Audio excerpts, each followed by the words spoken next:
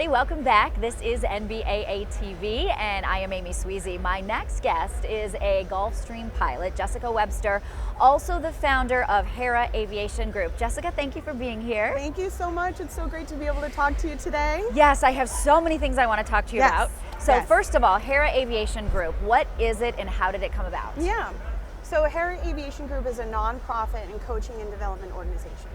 We're dedicated to making the industry more equitable for women, caregivers, and underrepresented cohorts. And we do that within 3 spheres of the industry, which I think is super important. We do that with individuals, with mentorship, outreach, integration, that kind of thing. With organizations, I work within organizations and their leadership and their teams to talk about some of these things that we're going to talk about today. And then in the industry itself, being here with you and doing some of the things that I've been doing.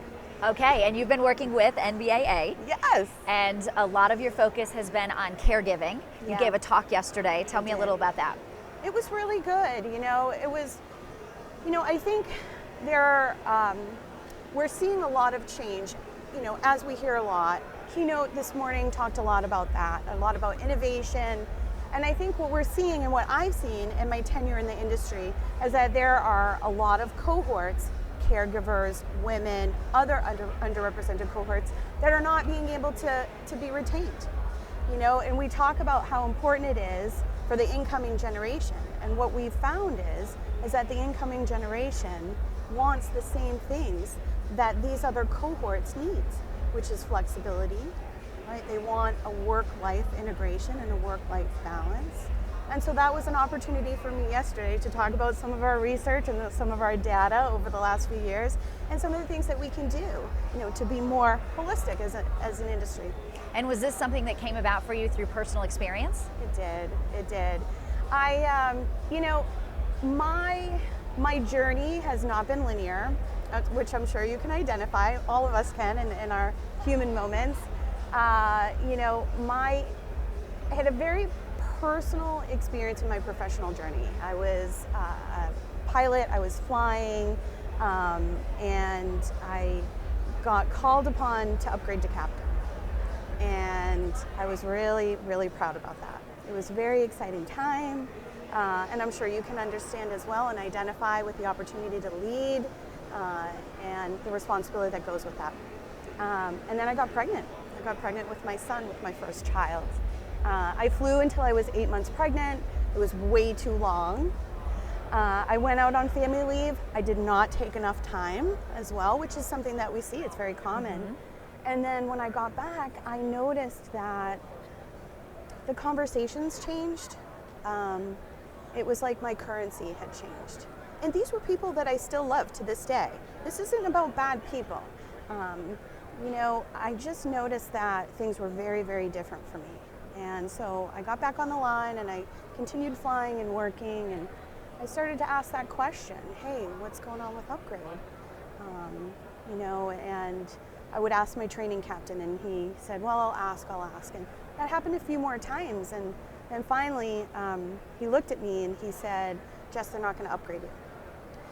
You should probably have a conversation with them. And I got home from that trip and I picked up the phone and I called and they said, Jess, we're not upgrading you to captain. You do a great job. We love you. We hope you stay. But you have a son at home. You're a mom now.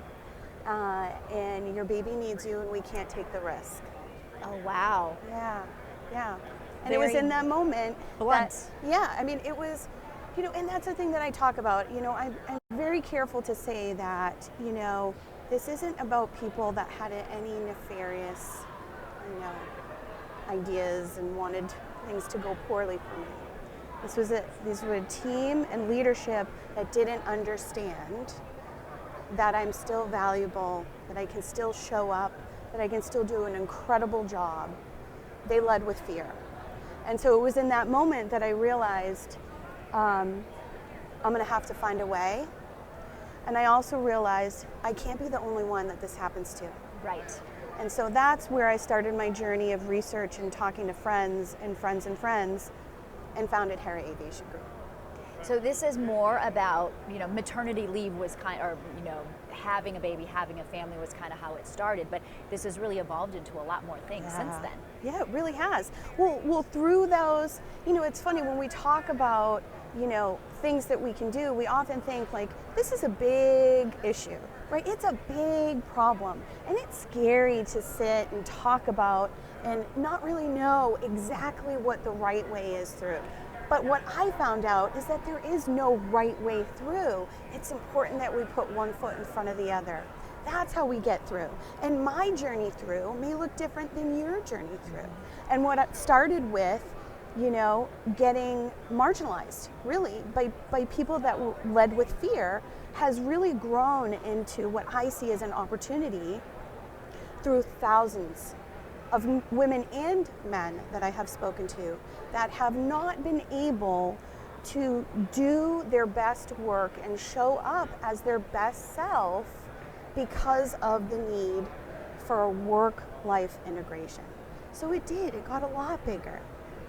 And beyond being a parent, now in this day and age, we have so many people, so-called baby boomers, right, that are getting older, and we have the Gen X generation who they're called the sandwich generation, people in their 50s, because they have kids at home that they're raising, and now they have parents that they may be caring for as well. So now we're doing caregiving on both sides of the spectrum. Yeah, absolutely. And the data shows, right, this is national data. We know that as a group, as a collective, we are aging. And you just called it out. Our caregiving restraints and constraints are going to continue to grow. And so other industries have figured out how to iterate through and how to grow through our individual human needs, right, within our family, within our community, within our society. And I think business aviation is in a place where it's starting to become really curious about how we can do this, because we're very unique as an industry. We have safety, sustainability, innovation. They're always at the forefront. And how do we do that and take care of our people at the same time if they can't always be right where we think they need to be? So it's a very interesting time. If you have a hiring problem and a retaining problem, that's a big problem. Correct. And what's super interesting is, so when I was 24, my grandparents got ill, and I ended up walking through with them that last stages of their life, and I had the privilege to do that. And what's interesting about that journey is that I didn't consider myself a caregiver. I didn't. I thought that was before, it was before I had children, and I thought, okay, well, I guess I just do this. I didn't know that I could speak to anyone. I was a flight instructor then. There was a full team there that, had I known that I could reach out and say, hey, and be vulnerable. Hey, this is happening. I'm not sure what to do. Can we have a conversation?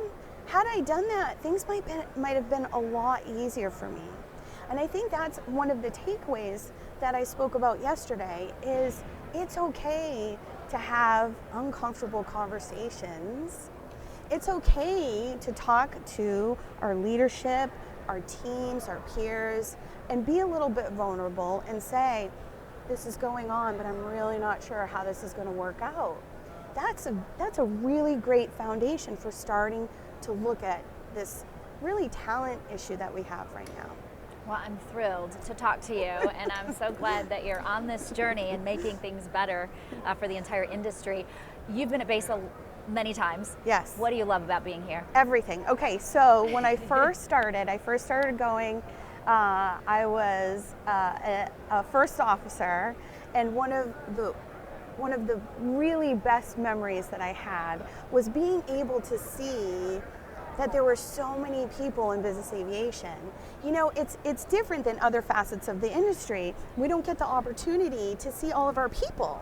For me as a pilot, I just see my crew. I see my team, but it was so cool to be able to walk the halls and see the microcosm that is everything that makes up business aviation. And then I started to build relationships and get to know people. So that was, as the journey went on, always such a great thing, because we're all so busy.